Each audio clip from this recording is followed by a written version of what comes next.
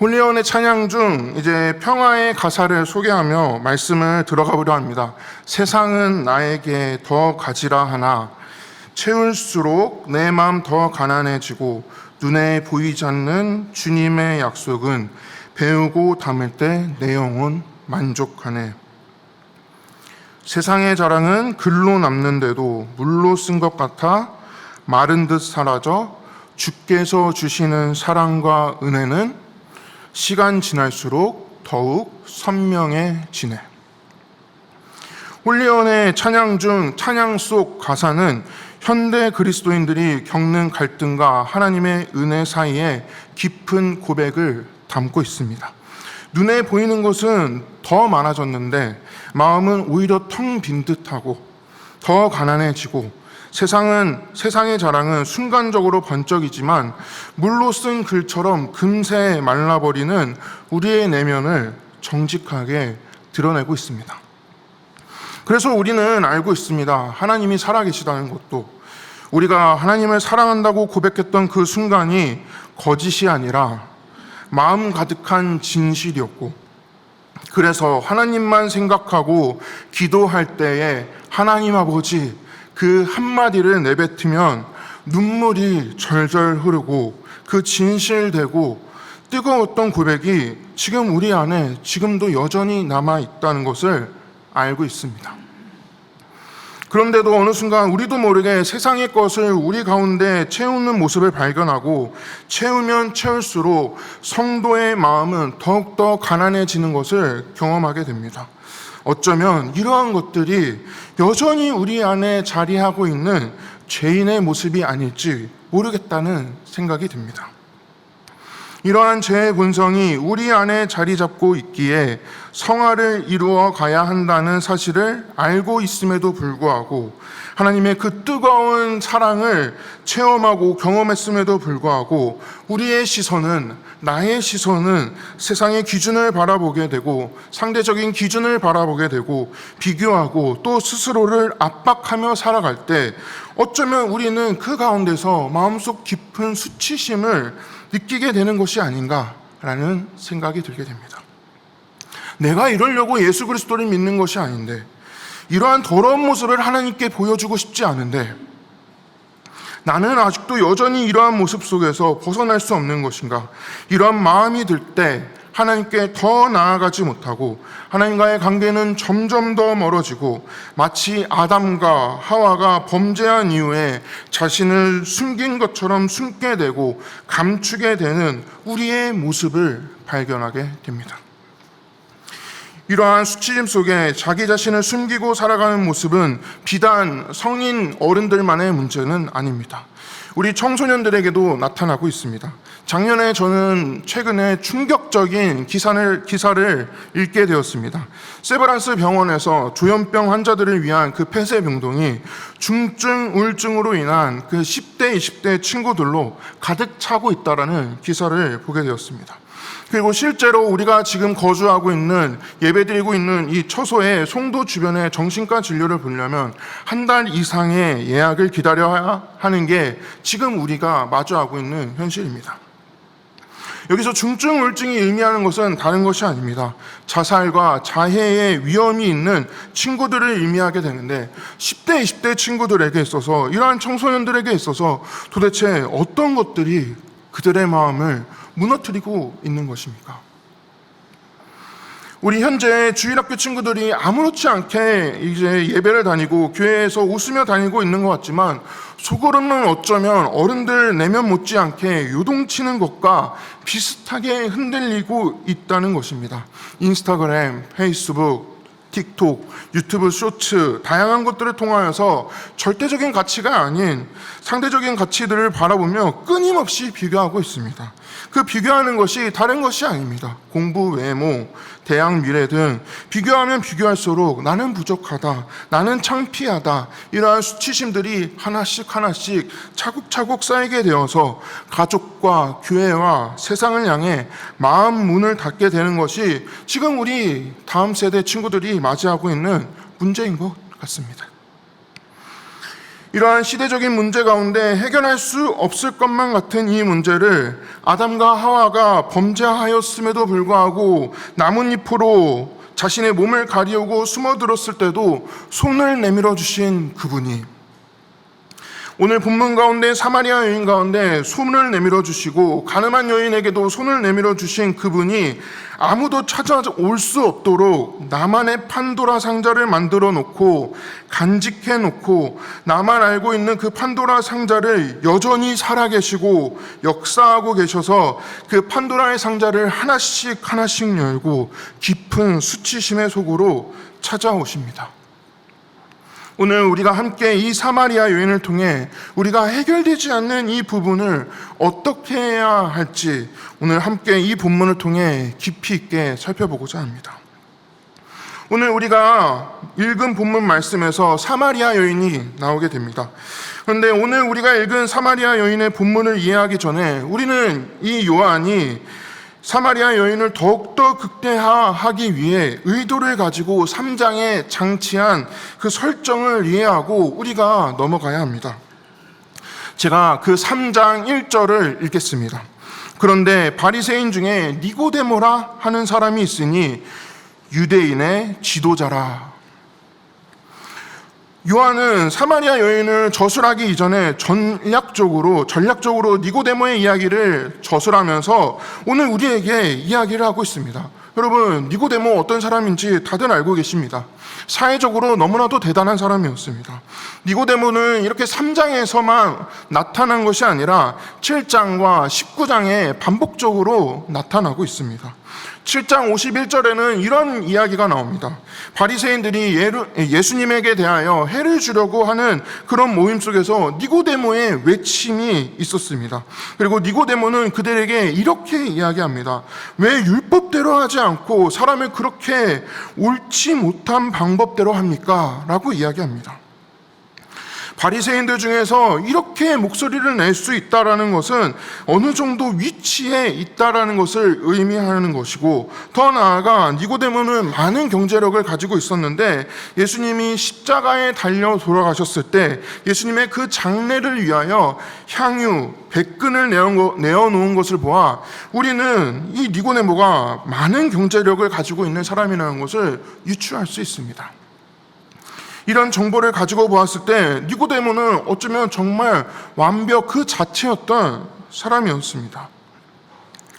그런 완벽에 가까운 사람이 아무도 모르게 밤중에 빛이신 예수님께 찾아와 하는 질문은 굉장히 충격적입니다. 바로 예수님께 거듭남에 대한 질문을 하게 됩니다. 니고데모는 이 거듭남에 대한 지혜 결코 모르는 사람이 아니었습니다. 하지만 그런 엘리트였고 고위층이었던 유대인 니고데모와 대치점에 있는 이 여인을 접하게 된다면 니고데모 3장에서의 행동은 조금 부끄럽기도 하고 또 독자인 우리에게 요한이 분명히 전하고자 하는 메시지가 있는 것으로 예상됩니다. 이제 이러한 니고데모의 질문과 그의 행방은 사라지고 예수님은 이제 유대 지역을 떠나서 갈릴리 지역으로 올라가시는 가운데 사마리아를 통과하시게 되었습니다. 그리고 예수님과 사마리아 여인의 만남으로 이어지게 됩니다. 사마리아 여인은 햇볕이 굉장히 뜨거울 때 혼자 물을 길러 왔습니다. 안 그래도 더운데 좀 더 수월하게 물을 길러 올 수 있는 시간대에 찾아온 것이 아닌 아무도 찾아오지 않는 시간대에 그 여인은 의도적으로 그 시간대에 온 것을 알 수 있습니다. 그런 의도가 담겨진 여인에게 어떠한 한 남성이 나타나게 되는데 그분은 바로 예수님이십니다. 예수님은 유대인이시고 랍비이기도 했습니다. 그런 예수님은 그런 여인에게 7절과 같이 물을 달라고 여인에게 요청하십니다. 사마리아 여인은 자신의 혼자 왔던 그 계획과 의도가 모든 것이 무너지는 순간이었을 것입니다. 사마리아 여인은 보편적인 여인들이 물을 길러오는 시간을 피해서 햇볕이 쨍쨍 내리는 그 정오의 시간을 선택해서 혼자 물을 길러온 것이었는데, 그 계획이 무너지게 되고 더 나아가 낯선 유대인의 남자가 자신에게 물을 달라고 요청하게 되는 것입니다. 사마리아 여인에게 있어서 유대인의 그 남자 예수님은 반갑지만은 않은 그러한 만남이었습니다. 그리고 예수님이 유대인이라는 정체성이 사마리아인에게 있어서 9절에서 이렇게 반영합니다. 유대인들과 사마리아 사람들은 서로 상종하지 아니함이로라. 이렇게 유대인과 사마리아 관계를 반영하고 있는데, 이런 유대 남자가 사마리아 여인에게 물을 달라고 하는 것은 사마리아 여인의 입장에서는 충분히 가질 수 있을 만한 의문이었습니다. 그런 사마리아 여인은 예수님께 이렇게 말합니다. 당신은 유대인으로서 어찌하여 사마리아 여인인 나에게 물을 달라고 하십니까? 이 질문은 이 여인에게 있어서 그냥 단순한 떠오르는 질문이 아니라 유대인과 사마리아인의 그 깊은 갈등과 관계를 반영한 말이었음에도 불구하고 예수님은 여인으로부터 마음 깊은 갈증을 그 지점으로부터 천천히 시작하십니다.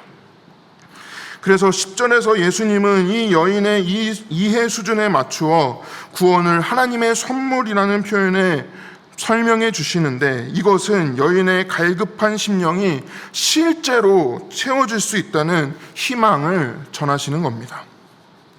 이러한 모습을 보면 마치 어린 딸을 둔 아버지의 모습과 같이 예수님은 여인으로 하여금 어쩌면 동문서답하는 모습을 보여주시는데, 대화의 당사자인 여인은 이러한 예수님의 깊은 뜻을 알지 못하고 11절과 12절에서 오히려 예수님께 비난에 가까운 말을 하게 됩니다. 말인즉 이런 것 같습니다. 이 우물은 깊은데 당신은 물 먹을 바가지도 없으면서 당신은 어떻게 나에게 물을 주겠습니까? 라는 이야기를 하고, 더 나아가 여인은 물을 뜨고 있는 이 우물은 야곱으로부터 왔는데 당신은 지금 이보다 더 큰 우물을 가지고 있습니까? 라고 묻는 것입니다. 예수님은 그런 여인에게 13절, 14절과 같이 말씀하십니다. 저희 13절과 14절 함께 읽도록 하겠습니다. 13절과 14절입니다. 함께 읽겠습니다. 예수께서 대답하여 이르시되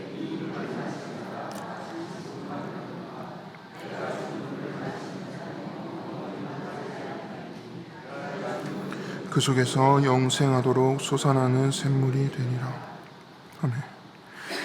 예수님께서 이 대화를 나누시는 것에 있어서 이 여인의 마음을 너무나 정확히 알고 계셨습니다. 그리고 이 여인은 자신의 의도를 가지고 이 시간에 나와서 물 길러 나오는 것이 너무 힘든데, 또 유대인의 남자의 대답을 하는 것조차 너무 힘들어서 당신이 가지고 있는 이 우물이 지금 내가 푸고 있는 이 우물보다 더 큽니까? 라는 그냥 단순하게 일차원적인 질문을 예수님께 그렇게 던지는 것입니다. 하지만 예수님은 그것을 뛰어넘어서 이 여인의 내면 가운데 진정한 어려움이 무엇인지 정확히 알고 계셨습니다. 왜 땡볕에 나올 수밖에 없었던 그 이유, 그로 인해 나타나는 공허함과 수치심으로 반복되는 어려움을 겪고 있는 이 여인의 마음을 해결해 주기 위해서 복음과 구원을 설명하는 것을 선물과 물로 이 여인에게 다가가고 계신 것입니다. 그래서 예수님께서는 이 13절과 14절을 통해 매일 일상 속에서 해결되지 않는 목마름으로 어려움을 겪고 있는 여인에게 지금 길고 있는 물은 아무리 마셔도 또다시 목마를 것이고, 다시 이 물을 길러 땡볕에 나와서 물을 담아야 하지만 예수님으로부터 나오는 물은 다르다는 것입니다. 영원한 이 해결되지 않을 것 같았던 이 목마름이, 이 갈증이 예수님으로부터 인하여 해결될 수 있음을 여인에게 그것을 영원한 생수를 소개하고 계신 것입니다. 그리고 예수님으로부터 진정한 복음을 들은 이 여인은 15절에 고백을 하게 됩니다. 주여, 그런 물을 내게도 주사 목마르지 않게 하시고 또 여기 물을 기르러 오지도 않게 하옵소서. 여인은 그제서야 이 예수님의 말씀이 진정한 복음으로 들렸던 것입니다. 매일의 일상 가운데 반복되는 그 힘든 순간 속에서 목마름이 해결되지 않았는데 그 예수님의 그 말씀을 듣고 여인은 그 15절을 통해서 목이 터지게 되었던 것입니다. 이전에 여인은 예수님을 향하여 비난과 비수에 가까운 말을 뱉었다면 이제는 상황이 바뀌어서 지금 여인이 뜨고 있는 이 우물보다 더 크시고 영원한 생수 되시는 그 예수님 앞에 나아가 간절함으로 주여라고 하는 그 고백으로 나아가고 있는 것입니다. 사람에게는 누구나 그 마음속에 품고 있는 숨기고 싶은 그 판도라의 상자가 하나씩 가지고 있습니다. 그것은 이미 아까 서두에서 이야기했듯이 이 방식은 자신만 혼자가 보는 방식인지 아니면 혹은 자신도 보지 못하도록 억압하고 부인하고 있는 상자인지 그 형태와 모습은 정말 가지각색입니다. 그렇지만 모두 다 하나의 상자를 가지고 있는데 아마 이 여인에게도 이러한 판도라의 상자를 가지고 있었던 것으로 보여집니다. 그리고 이 판도라의 상자는 아무도 보지 않았으면 하는 바람이 담겨 있어서 아무도 없는 땡볕에 물을 뜨러 나왔고 남편을 데려오라는 그 예수님의 요청에 여인은 남편이 없음을 거짓으로 고백합니다. 왜냐하면 이 여인에게 있어서 남편이라고 하는 대상은 수치심이었기 때문입니다. 그래서 이 여인에게 있어서 남편은 5이 있었고 현재는 6번째 남자와 함께하고 있었기 때문에 자신의 수치심을 숨기고 싶었던 마음이었기에 예수님께 거짓으로 고백을 하였습니다. 하지만 이 여인의 모든 내면을 알고 계셨던 주님은 남편이 없다는 이 여인의 마음을 굉장히 소중하게 진실하게 그 고백을 만져주십니다. 그리고 그런 여인에게 내 말이 옳다.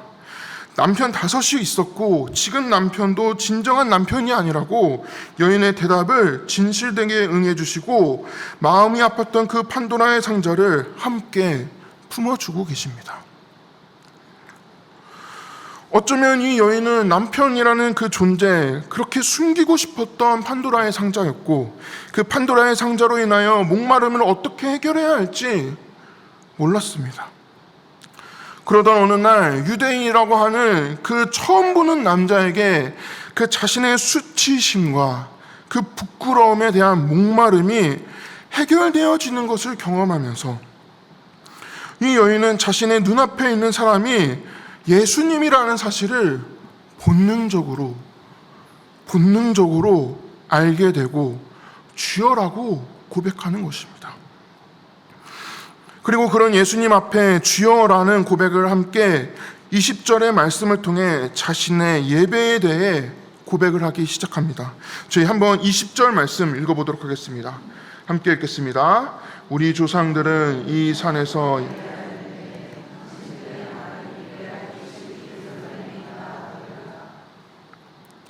이 여인은 남편으로부터 여러 번 버림받은 것에 대한 아픔이 수치였고 목마름이었기 때문에 이 여인은 이 목마름을 어떻게든 해결하고자 하였던 것 같습니다. 그래서 이러한 문제를 해결하기 위해 예배를 통해 공급받아 해결하고자 했지만 유대인들과 사마리아인들에게 있어서 성전 장소에 대한 오랜 간섭적인 문제가 있어서 20절과 같은 고민을 털어놓는 것입니다. 그 당시 유대인들은 예루살렘이 성전의 장소였고 성전 이외에는 예배를 드릴 수 없고 제사를 드릴 수도 없도록 정하게 되었습니다. 하지만 그런 사마리아인들은 그리심산이 예배의 장소였습니다. 예배를 온전히 드리고 은혜를 받기 위하면 예루살렘 성전에 방문해야 한다는 예배에 대한 잘못된 형식과 전통에 대한 문제로 인하여서 이 사마리아 여인은 여전히 목마르게 되었던 것입니다. 그래서 예수님께서 이 여인으로 하여금 이 산도 아니고 저 산도 아니고 예루살렘도 그리심 산도 아니라 분열왕국 시절 가운데 북이스라엘 그 여로보암 왕이 예루살렘에서 절기를 지키는 것도 막기 위해 베델과 단에 금송아지를 만들어 놓고 베델이냐 단이냐 이러한 장소적인 문제가 아니라 하나님 아버지와 어떤 관계를 그 어떠한 관계 속에서 예배를 드리고 있느냐라는 것을 예수님께서 짚어주고 계시는 것입니다. 예수님은 솔로몬 이후 분열왕국 때부터 사마리아 여인이 살고 있는 그 시대적인 문제, 끊이지 않는 그 예배 장소에 대한 논쟁을 그로 인해 어떤 장소에서도 은혜를 공급받지 못하는 이 여인에게 예배에 대한 문제를 예배 제공의 대상인 하나님 아버지와의 관계에 대해 묻고 있는 것입니다. 이 산과 저 산에서 예배를 드리는 것이 진짜냐 가짜냐 이걸 따질 때가 아니라 너의 목마름을 해결하기 위해서 하나님과 온전한 관계가 이루어짐으로 예배를 드리고 있는 것인지 예수님은 사마리아 여인에게 하여금 말씀하고자 하신 것이었습니다. 그리고 예수님은 그 여인에게 수치와 목마름으로부터 자유케 하시는 말씀을 하시는데 저희 이 말씀 한번 읽어보도록 하겠습니다. 4장 24절입니다. 4장 24절 읽겠습니다. 하나님은 영이시니 예배하는 자가 영과 진리로 예배할지니라. 그리심산에서 진정한 은혜를 받지 못했던 그 여인에게 진정한 예배자는 성령과 진리 안에서 하나님과의 진정한 교제를 통해서 예배를 드리는 것임을 알려주고 계시는 것입니다. 여러분, 이제 이 사마리아 여인과 그렇게 예수님과의 대화가 그렇게 동문서답 같고 어린 딸과 대화하던 이 이야기가 이제 조금은 이해가 되십니까? 예수님과 이 사마리아 여인의 대화에 있어서 이 여인에게 예수님께서 원하시는 것은 다른 것이 아니었습니다. 그냥 단순합니다. 여인아, 나를 봐라. 나 자신을 봐달라는 것이었습니다. 예수 그리스도를 봐달라는 것이었습니다. 이래저래 남편에게 버림받은 수치로 가득하고 그래서 어떻게든 살기 위해 발버둥치고 있는 그 인생이었고 그 여인은 예수님께 대꾸조차 하고 싶지 않아서 예수님께 당신은 물기를 그릇도 없고 이 깊은 음을 어떻게 마실 것이냐 주제 파악이나 하시라는 그 말을 뱉은 수치와 열등감이 가득한 여인이었습니다. 예수님은 그 아픔을 다른 것으로 채우면 채울수록 비참한 인생이 죄인된 우리의 인생인 것을 알고 있으니 종교적인 정답이 아니라 잘못된 유대 간습이나 사마리아인의 간습이 아니라 예수님은 예배의 본질을 통해서 그 수치와 아픔을 잊고 예배를 통해 나를 그 예수 그리스도를 생수 대신 그 예수 그리스도를 봐달라는 것이었습니다. 그리고 그 여인은 마침내 마르지 않는 생수이신 예수 그리스도를 경험하게 되었던 것입니다. 여러분, 지금 앉아있는 자리가 그러한 자리이길 간절히 소망합니다. 저희도 한때 그 상처를 잊기 위해 몸부림치던 그 인생이 세상 속에서 살아남기 위해서 발버둥 치고 있는 우리의 인생이었고 지금도 여전합니다. 그러기에 하나님 앞에서 예배를 통해서 진정한 자기를 마주하고 자신을 찾아오신 예수님을 만나고 수치로 인한 목마름은 영원한 생수로 채워지고 이제 예수 그리스도로 넉넉히 채워지는 것을 경험하길 바랍니다. 사랑하는 송도소리교회 성도님들, 말씀을 맺으려고 합니다. 저는 목사 안수를 받고 나서 사역을 시작하고 나서 다음 세대 친구들을 바라보면서 늘 마음이 아팠던 것은 무엇인가에 대한 갈급함이 있고 지체하는 모습을 보면서 마음 아프지 않았던 적이 단 한 번도 없었던 것 같습니다. 그리고 이러한 모습이 마치 사마리아 여인과 같았고, 시편 42편에서 이 기자가 이야기하는 목마른 사슴과 같은 모습과 같았습니다. 이러한 모습이 어떤 모습인지 성도님들은 너무나도 잘 아실 것 같습니다. 이러한 모습은 남녀노소 상관없이 4명 가운데 가장 그 깊은 판도라의 상자를 열지 못하고 이것을 해결하고자 영적으로 헤매이고 갈급하고 목마름이 있다는 것을 더 잘 아실 것으로 생각합니다. 이것을 해결하고자 또는 이것을 해결받았던 과거의 은혜를 기억하고 늘 살아왔지만 여전히 지치게 되는 것이 무엇인가 고민하게 되었을 때 영원한 생수 대신 예수 그리스도를 놓치게 된 것임을 저희는 알 수 있습니다.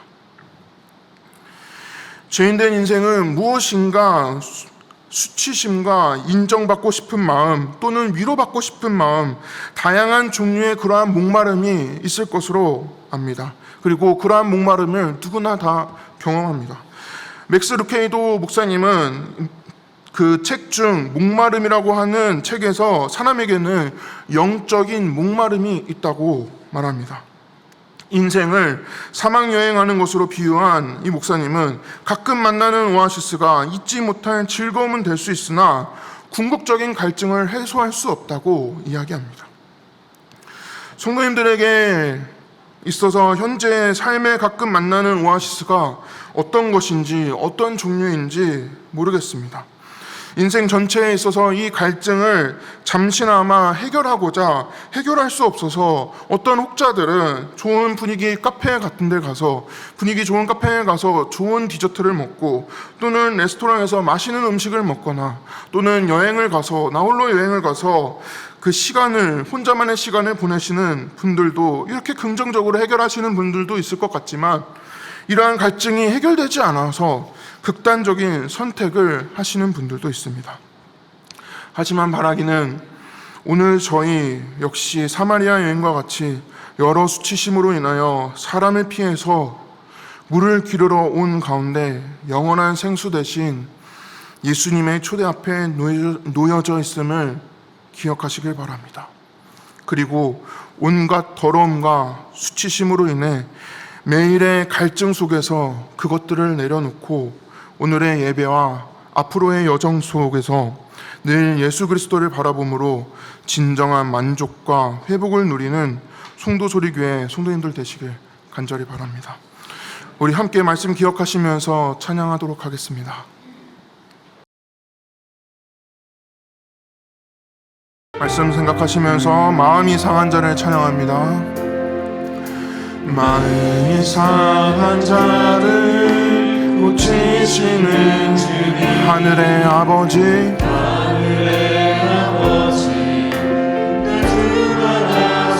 주의 길로 인도하사 새 일을 행하사 부흥케 하소서. 의에 줄이고 목이 마르니 성령의 기름 부으소서. 의에 줄이고 목이 마르니 내 잔을 채워주소서. 우리 한번 다시 고백합니다. 성령으로 채우사, 성령으로 채우사 주의 임재 속에 은혜 알게 하소서. 주께로 살아가니 세상 끝날 나를 빚으시고 새날 열어주시고 우리 함께 선포합니다. 줄이고 목이 마르니 성령의 기름 부으소서. 의에 줄이고 목이 마르니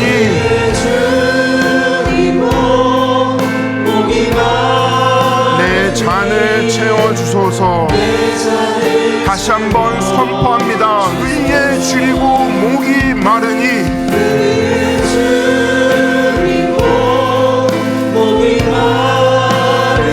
성령의 기름 부으소서. 의에 줄이고 목이 마르니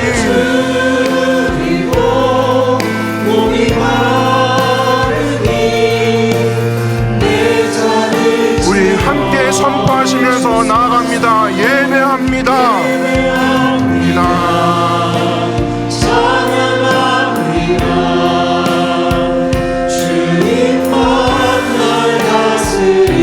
예배합니다. 예배합니다. 찬양합니다. 주님 홀로 높임 받으소서. 다시 한번 선포합니다. 예배합니다.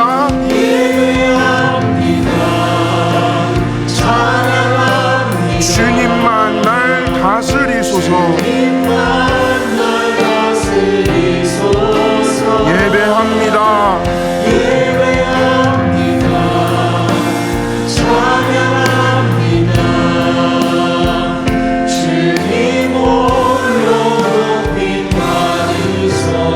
우리 함께 통성으로 기도할 것은 영원한 생수 되신 그 예수님 앞에 나아가 나의 모든 수치와 그 갈증, 어려움 내려놓고 예수 그리스도 바라보며 예배를 통하여 우리의 갈증을 해결받길 원한다고 우리 함께 통성으로 기도하도록 하겠습니다. 기도합니다.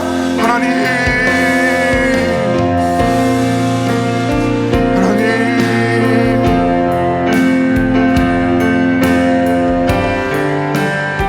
예수 그리스도 앞에 나가길 간절히 소망합니다. 예수 그리스도를 바라보는 그 앞에 주여 나가길 간절히 소망합니다. 주여 다시 한번 주께 나가주십시오. 우리가 같이 무엇인지 알 수 없었는데